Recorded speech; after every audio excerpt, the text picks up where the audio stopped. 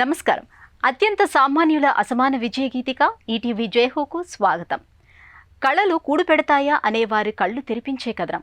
వ్యాపారవేత్తగా ఓ వనిత విజయపదం. జార్ఖండ్ రాష్ట్రం రాంచీలో ఓ గృహిణిని కష్టాలు కమ్ముకొచ్చాయి. ఒకనాడు తను ఇష్టంగా నేర్చి నమ్మిన కళ కళకాలం తన తోడు నీడగా నిలిచింది. తర్వాత కథ చూస్తే బొమ్మల తయారీలో తీరిక లేని వ్యాపారవేత్తగా మారారు. తమిళనాట సాఫ్ట్వేర్ ఉద్యోగి ఒకరు సేంద్రియ సేద్యంలోకి దిగి ఆదర్శ నమూనాను సృష్టించారు. ఆర్గానిక్ ఉత్పత్తులను అందుబాటు ధరల్లో సరఫరా చేస్తున్నారు. 2 వైవిధ్య కథనాలతో మీ ముందుకు వచ్చింది జయహో. అందాల బొమ్మలు, అపరంజి బొమ్మలు, కుందనాల బొమ్మలు, బుట్ట బొమ్మలు. ఇవేవో పొగడ్తలు కావు, ప్రశంసలు కావు. అన్నీ ఓ అమ్మ చేస్తున్న బొమ్మలు. రాంచీలో గృహిణి శోభాకుమారి రూపుదిద్దుతున్న కళాఖండాలు. ఆమె ఇల్లంతా బొమ్మల కొలువే. కళాసృజన పెట్టుబడిగా, అభిరుచే ఆదరువుగా హస్తకళాఖండాల వ్యాపారం ప్రారంభించారు. విదేశీ ఆటబొమ్మలకు ధీటుగా భారతీయ బొమ్మలను ఆవిష్కరిస్తున్నారు. ఇటీవల ఓ చేయిని కోల్పోయిన పని మాత్రం తగ్గ నగరంలో ఓ బొమ్మరిల్లు. ఆమె శోభాకుమారి, బొమ్మల తయారీ నిపుణురాలు. ఓ సాధారణ గృహిణి వ్యాపారవేత్తగా ఎలా ఎదగవచ్చో నిరూపించిన అసాధ్యురాలు. గత ఏడాది జూన్లో జబ్బు పడినప్పుడు ఇన్ఫెక్షన్ వల్ల శోభ ఎడమ చెయ్యి తొలగించారు. అయినా పనిలో చేవ తగ్గలేదు. మరింత శ్రద్ధగా, నిబద్ధతతో చేస్తున్నారు. जो हस्तशिल्प है या जो हैंडीक्राफ्ट है, इसमें मेरा बचपन से ही शुरू से काफ़ी रुचि था. హస్తకళలంటే చిన్న వయసు నుంచి నాకు ఆసక్తి ఉన్న అంశం. 7వ తరగతిలోనే నేర్చుకోవటం ఆరంభించాను. అంతే తప్ప ఇదేదో ఉన్నపలంగా సాధన చేసిందేమీ కాదు. నేను నేర్చుకున్న తర్వాత క్రమంగా ఇతరులకు శిక్షణ ఇచ్చాను. శిక్షణ పొందిన మహిళలు కొందరైనా జీవనోపాధిగా మలుచుకున్నారో లేదో చూశాను. అది నిర్ధారించుకున్న తర్వాతే సృజన హ్యాండీక్రాఫ్ట్స్ ను ప్రారంభించాను. అయితే గతేడాది పిడుగులాంటి కబురు విన్నాను. అనేక అనారోగ్య సమస్యలు నన్ను వెన్నంటినా నా గుండె కవాటం ఒకటి సవ్యంగా పనిచేయటం లేదని దశాబ్దాల తర్వాత తెలిసింది. 8 నెలల క్రితం ఓపెన్ హార్ట్ సర్జరీ చేశారు. కవాటాన్ని మార్చారు. అది నాకు చాలా కష్టకాలం. అప్పుడే చేతికి ఇన్ఫెక్షన్ వచ్చింది. వైద్యులు అరచేతిని తొలగించారు. ఇలా చేస్తేనే నా పరిస్థితి మెరుగవుతుందని వైద్యులు నాకు చెప్పి విశ్వాసం కల్పించారు. ఆత్మవిశ్వాసం నింపారు. నా కోసమే కాదు, నాతో ఉన్నవారికి, ఆధారపడిన వారికి అందరికీ మంచిదన్నారు. జీవితంలో ఒడిదుడుకులను సానుకూలంగా తీసుకోవటానికి అది తోడ్పడింది. उस समय काफ़ी दिक्कत हो गया. दिक्कत के कारण इन्फेक्शन हाथ में हो गया. क्राफ्ट्स नाम से ही पता चलता है कि हम लोग हैंडीक्राफ्ट्स के लिए कर रहे हैं. మా సృజన్ సంస్థ హస్తకళా వస్తువుల జాబితా చాంతాడంత ఉంటుంది. కస్టమర్లకు మా సందేశం ఒకటే: మీరు మా ఉత్పత్తులు కొన్నప్పుడు ఓ విషయం గుర్తుంచుకోవాలి. సొగసైన ఈ బొమ్మల తయారీ వెనుక మా కష్టం ఎంతో ఉంటుంది. ముఖ్యంగా అవి చేతితో తయారైనవనే అంశం జ్ఞాపకం ఉంచుకోండి. మీరు కొన్న బొమ్మలతో కొన్ని కుటుంబాలకు భుక్తి గడుస్తుంది. వాటిని తయారు చేసిన వ్యక్తి తన కుటుంబ పోషణ బాధ్యతను నిర్వర్తించినట్లవుతుంది. అందుకే ఈ వస్తువుల కొనుగోలుతో మాకు మద్దతు పలకండి. हेल्थ इशू हो रहा है, उसको ये करने में मदद कर सकता है. శోభ తన 13వ ఏట నుంచి బొమ్మలను తయారు చేశారు. తొలిసారి ఓ రాజస్థానీ బొమ్మకు ప్రాణం పోశారు. అప్పుడు వచ్చిన ప్రశంసలతో ఒక జీవిత లక్ష్యం ఏర్పరచుకుని ముందుకు సాగారు. 12వ తరగతితో చదువు చాలించి కళాత్మక పయనం ప్రారంభించారు. 1993లో సృజన హ్యాండీక్రాఫ్ట్స్ పేరుతో తన బొమ్మల తయారీ కేంద్రాన్ని నెలకొల్పారు. జార్ఖండ్ సంస్కృతి పరిరక్షణ, అట్టడుగు మహిళలకు ఉపాధి కల్పన లక్ష్యాలుగా నిర్దేశించుకున్నారు. ये व्यवसाय के पहले भी जो डॉल बनाने का मेरा था, इसके బొమ్మల తయారీ నాకెప్పటి నుంచో ఇష్టం. సూటిగా చెప్పాలంటే ఈ సంస్థ ఆరంభించకముందే నాకెంతో ఇష్టం. 50 నుంచి 60 హస్తకళాకృతుల తయారీలో శిక్షణ పొందాను. ఎప్పుడూ నేర్చుకుంటూనే ఉంటాను. నేర్చుకోవటంలో నేను నిత్య విద్యార్థిని. కొత్త నైపుణ్యాల కోసం విస్తృతంగా పర్యటించాను. రాజస్థాన్లోని కోటా పట్టణానికి మా అబ్బాయి కోచింగ్ కు వెళ్తుంటే నేను తోడుగా వెళ్లాను. అప్పుడే నేను తొలిసారి ఓ గురువును కలిశాను. అక్కడ బొమ్మల తయారీ నేర్చుకోవటం నాకెంతో సంతృప్తిగా అనిపించింది. సంప్రదాయ సిద్ధమైన చేతి తయారీ బొమ్మల ప్రభ తగ్గిపోవటాన్ని శోభ గుర్తించారు. వాటి స్థానంలో కొత్త తరహా బొమ్మలకు ప్రజాదరణ పెరిగింది. అందుకే దేశీయ కళా వస్తువుల తయారీకే శోభ కృషి సాగిస్తున్నారు. ఆమె రూపొందించిన బొమ్మలు గ్రామీణ జీవన చిత్రాన్ని ఆవిష్కరిస్తాయి. దేశ సాంస్కృతిక వైవిధ్యాన్ని ప్రతిబింబిస్తాయి. ఆ వైవిధ్య కళాఖండాల ప్రశస్తి ప్రధాని నరేంద్ర మోదీకి తెలిసింది. తన సృజన హ్యాండీక్రాఫ్ట్స్లో ఈ బొమ్మలు 500 రూపాయల నుంచి 15,000 రూపాయల వరకు వివిధ శ్రేణుల్లో ఉన్నాయి. విదేశాలలోనూ శోభా చేసే బొమ్మలకు గిరాకీ ఉంది. ये गुड़िया बनाने का तो हम लोग सोच लिए और इसको बनाने का जितना भी इसमें फिनिशिंग हो उसके साथ हम लोग बनाना शुरू कर दिए. బొమ్మల తయారీలో ఎంతో ఎత్తుకు ఎదిగాం. అయినా వ్యాపారపరంగా ఎదుర్కొంటున్న సవాళ్లు మార్కెటింగే. ఎగ్జిబిషన్లను ఆశ్రయించాం. సంస్థ ప్రారంభించిన తొలినాళ్లలో ఈ బొమ్మల్ని ఎలా విక్రయించాలో తెలియదు. ఒక్కో కళాకృతి తయారీకి 3 రోజులు పడుతుంది. కానీ మా కష్టానికి తగిన రాబడిని పొందలేకపోయాం. అయితే క్రమంగా ప్రజల నుంచి ప్రశంసలు వచ్చాయి, అభినందనలు లభించాయి. పూర్తిగా చేతి పనితో తయారైన బొమ్మలివి. ఇప్పుడు మాకు వినియోగదారుల లోకాన్ని సృష్టించుకున్నాం. గిరిజన మహిళ వీపు మీద పసిబిడ్డను మోస్తూ మరోవైపు కట్టెల మోపును తలకెత్తుకున్న బొమ్మ శోభాకు ఎంతో పేరు తెచ్చింది. తల మీద కడవలతో భామలు, తట్టలో చేటలో వడ్లతో ఒక కష్టజీవి, ధాన్యం తూకం వేసే రైతు దంపతులు, జార్ఖండ్ భామలు, ఇంకా మీరాబాయి, కొప్పులో పువ్వులు, మెడలో జార్ఖండ్ నెక్లెస్ ధరించిన మహిళలు తదితర కళాఖండాలు శోభాకు గుర్తింపు తెచ్చాయి. గత 25 ఏళ్లుగా 1000 మంది మహిళలు శోభా దగ్గర బొమ్మల తయారీలో శిక్షణ తీసుకుని జీవనోపాధి పొందారు. 4 से 5 महिला विधवा महिलाएं जिनके है कि अपने बच्चे को एक बेटा ही है. మా దగ్గర 4-5 వితంతువులు కూడా పనిచేస్తున్నారు. వీరిలో ఒకరు గిరిజన మహిళ.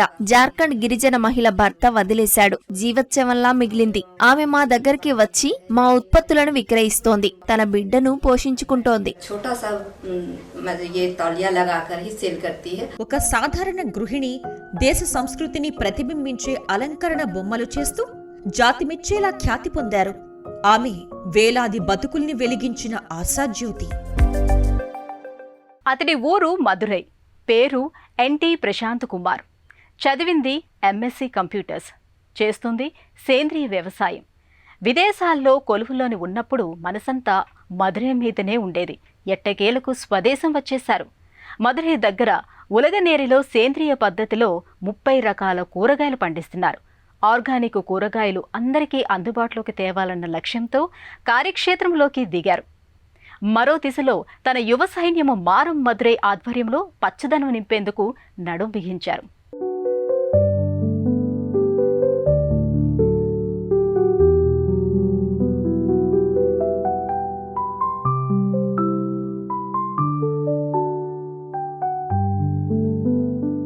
గర్జించే 40లు, రోరింగ్ 40s ఒక పోలికే. 40 ఏళ్లంటే పరిణితికైనా జీవితంలో ఉన్నతికైనా కీలక దశ అని అంటారు. తమిళనాడులో ఒక ఐటీ వృత్తి నిపుణుడి జీవితం అక్షరాల ఇదే వయసులో అనూహ్యంగా మలుపు తిరిగింది. కట్ చేస్తే ఐటీ ప్రొఫెషనల్ అయిన మదురై వాసి ఎన్టీ ప్రశాంత్ కుమార్ సేంద్రియ సాగుదారుగా మారిపోయారు. మదురై చెన్నై రహదారి పక్కన ఉలగనేరి గ్రామంలో 8 ఎకరాల పొలంలో సేంద్రియ తరహాలో కూరగాయలు పండిస్తున్నారు. సేంద్రియ రైతుల్లో నవతరానికి మార్గదర్శకులయ్యారు. పండించటమే కాకుండా విద్యార్థులకు క్షేత్రంలో అభ్యసన తరగతులు నిర్వహిస్తున్నారు. పరిజ్ఞానం పంచుతున్నారు. రానున్న తరాలకు సుస్థిర భవితను ఖాయం చేస్తున్నారు.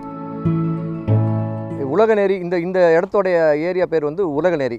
இந்த இடம் எப்படின்னா ఈ ఊరు ఉలగనేరి. మొక్కలు నాటుతాం, సాయం చేయండి అని మేము కోరగానే పోతీసు వ్యాపార సంస్థ ఆర్థికంగా సాయపడింది. అనేక విధాల తోడ్పాటు అందించింది. ఆ చొరవతో సేంద్రియ సేద్యానికి పొలం కావాలని కోరాం. అది మదురై పట్టణం దగ్గరే కావాలన్నాం. ఎందుకంటే సేద్యం ఉండాలి, సమాంతరంగా మార్కెటింగ్ కూడా కావాలి. ఆ సంస్థ మా విన్నపాన్ని అర్థం చేసుకుని సేద్యానికి ఈ భూమిని చూపించింది. ஒரு 2 to 2.5 மாதம் இது வேலை பார்த்தோம். அதை சமப்படுத்திட்டு தான் இதை விவசாயம் பண்ண ஆரம்பித்தோம். ప్రశాంత్ను కదిలిస్తే పర్యావరణవేత్తగా తన పయనం ఆరంభమైన రోజుల జ్ఞాపకాల్లో తడిచిపోతారు. ఈయన భావసారూప్య మిత్రులతో కలిసి మారం మదురై అనే హరిత బృందాన్ని ప్రారంభించారు. మదురై నగరంలో పచ్చదనం శాతం పెంచేందుకు మారం మదురై అంకితమైంది. కొత్తగా మొక్కల పెంపకం చేపట్టారు. ఇప్పటికే మనుగడ సాగిస్తున్న వృక్ష జాతులపై, పర్యావరణ వ్యవస్థలో వాటి పాత్ర మీద అవగాహన పెంచేందుకు ఓ సర్వే చేయించారు. విద్యార్థులు, స్వచ్ఛంద సహాయకులు కొత్తగా నాటిన మొక్కల పరిరక్షణలో భాగస్వాములయ్యారు. மதுரையோட இன்னைக்கு పసుமை పోర్వైங்கிறது இன்னைக்கு 33% இருக்கான்றது మనందరికీ కొబ్బరి చెట్టు అంటే తెలుసు, అరటి చెట్టు తెలుసు, వేప చెట్లు బాగా తెలుసు. కానీ ఊడికై లేదా చీమ చింతగా పిలిచే చెట్టు ఎందరికి తెలుసు? మరి కబంద చెట్టు సంగతి ఏంటి? చాలా మందికి తెలిసే అవకాశమే లేదు. మనకు 4 లేదా 5 చెట్ల పేర్లు మాత్రమే తెలుసు. కానీ మన దగ్గర దాదాపు 30-40 రకాల వృక్షాలున్నాయి. இது ஒரு 6 மாதம் இந்த ட்ரீ சர்வே ஒரு கணக்கெடுத்துட்டே இருந்தோம். సేంద్రియ కూరల ధరలు అందనంత ఎత్తులో ఎందుకుంటాయన్న ఆలోచనలు ప్రశాంత్ని స్థిమితంగా ఉండనివ్వలేదు. ఈ క్రమంలో ఆయన సేంద్రియ సేద్యంలో ప్రసిద్ధ రైతు పమయన్ భాగస్వామ్యంతో సేంద్రియ రైతులను సమీకరించారు. వారి నుంచి కూరగాయలను సేకరించారు. తొలుత రవాణా సమస్యలు వచ్చినప్పటికీ ఎట్టకేలకు తన సొంత సేంద్రియ వ్యవసాయ క్షేత్రం ప్రారంభించేందుకు మార్గం ఏర్పడింది. జీవన పథమే మారింది. இப்போ நம்ம இயற்கை விவசாயத்தில் வந்து மக்களை நாங்கள் எப்படி இதை வந்து சாதாரண கெமிக்கல் இருக்கிற மக்கள் நம்ம எப்படி நாங்கள் வந்து கன்வின்ஸ் பண்ணி உள்ளே கூட்டு வர்றோம்னா, ఎవరైనా వచ్చి మన దగ్గర ఏదైనా వస్తువు కొనాలంటే వాళ్ళకి ఆర్థికంగా లాభసాటిగా ఉండాలి. లేని పక్షంలో వారు దాని నుంచి వైదొలుగుతారు.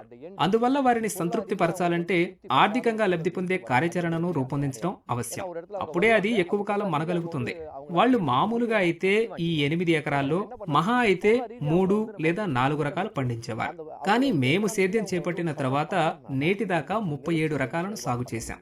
பொதுவாக வந்து ஒரு விவசாயி வந்து ஒரு 3 ரகம் 4 ரகம் போடுவாங்க. நாங்கள் கிட்டத்தட்ட 37 ரகம் இப்போ இது வரைக்கும் போட்டிருக்கோம். இன்னமும் ட்ரை பண்ணிட்டே இருப்போம். ప్రారంభించిన ఏడాదిలోగా ప్రశాంత్ పూర్తి సేంద్రియ పద్ధతుల్లో 30 రకాల కూరగాయలు పండ్లను పండించారు. తమిళనాట నమ్మాల్వార్ సాగుగా ప్రసిద్ధమైన ఈ సేంద్రియ సేద్య పద్ధతులను అనుసరించారు. కూరగాయల కోసం ఈ సేంద్రియ క్షేత్రానికి రోజు వందలాది సందర్శకులు వస్తున్నారు. ప్రశాంత్ వ్యవసాయ క్షేత్రం అందుబాటు ధరల్లో లభించే సేంద్రియ ఉత్పత్తుల కేంద్రంగా ప్రసిద్ధమైంది. సాగు ఖర్చులు పోను నెలకు 80,000 నుంచి ₹1,00,000 ఆదాయం వచ్చింది.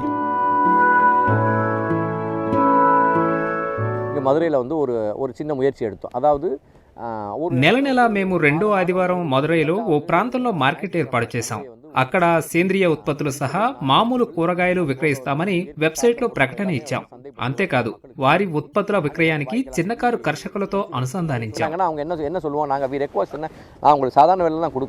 ఇంతేకాదు ప్రశాంత్ ఆయన బృందం తమిళనాట సేంద్రియ రైతులతో విజయవంత భాగస్వామ్యాలు నెలకొల్పుకున్నారు. ఉత్పత్తుల స్థిరమైన సరఫరాకు మార్గం ఏర్పడింది. తద్వారా సేంద్రియంగా పండించిన కూరగాయలను పోటీ ధరలకు అందించేందుకు వీలు కుదిరింది. మదురైలో ఒక విక్రయ కేంద్రం ఏర్పాటు చేసే ప్రణాళికను రూపొందించారు. మదురై ప్రాంతానికి స్థిర సేద్య పద్ధతులను తేవాలన్న ధ్యేయంతో పనిచేస్తున్నారు.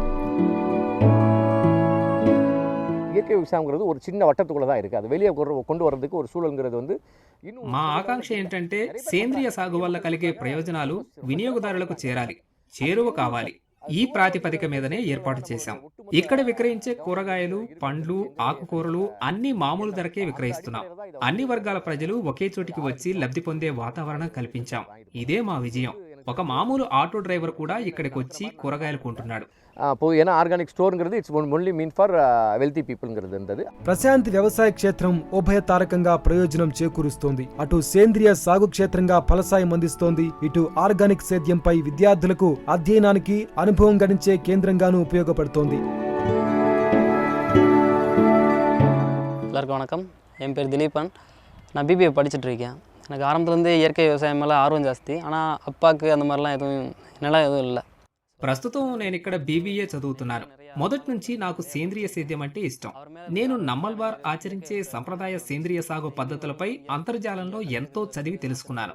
కలుపు తీయటం నుంచి మొక్కలు నాటడం, చిన్న మొక్కలు నాటడం, కూరగాయలు కోయడం, పందిళ్ల నిర్వహణ, చీడపీడల నివారణ, ఇలా అన్నీ నేను చూసుకుంటాను. వంకాయ, కొత్తిమీర, టొమాటో, బొప్పాయి, జామ సహా మరో 7 రకాల కూరలు, పండ్లను ఈ తోటలో సాగు చేస్తున్నాం. 7 வகையான కాయగూరి மற்றும் పల వగైగల్లా నట్టు పైరిట్టు இருக்காங்க. సాగు ఉత్పత్తికే పరిమితం కాలేదు. ప్రశాంత్ కుమార్ తన వ్యవసాయ క్షేత్రాన్ని విజ్ఞాన కేంద్రంగాను తీర్చిదిద్దారు. విద్యార్థులకు తరగతులు నిర్వహిస్తున్నారు. పోతీస్ గ్రూప్ ఒలగనేరి వద్ద ఈ భూమిని సాగు చేసే అవకాశాన్నిచ్చి తన ఆశయ సాఫల్యానికి అండగా నిలిచింది. భవిష్యత్తులో రసాయన రహిత సాగుదారులను తయారు చేస్తున్న ఈయన అవిశ్రాంత కృషి యువ కర్షకులను ఆకర్షిస్తోంది. జీవకళ తొనికిసలాడే కళాఖండాలను సృష్టిస్తూ భారతీయ బొమ్మల విశిష్టతను దేశ విదేశాలకు చాటారు రాంచీలో శోభా కుమారి. తన జీవితాన్ని తనే తీర్చిదిద్దుకుని 10 మందికి ఉపాధి చూపారు. విదేశీ కొలువులు వదులుకుని స్వదేశంలో సేంద్రియ సేద్యం చేపట్టారు మదురై ప్రశాంత్ కుమార్. అందరికీ ఆర్గానిక్ ఉత్పత్తులు అందిస్తున్నారు. ఇద్దరూ స్ఫూర్తిదాతలే, ఆదర్శనీయులే. మరిన్ని కథనాలతో వచ్చే వారం జైహోలో మళ్లీ కలుద్దాం. నమస్కారం.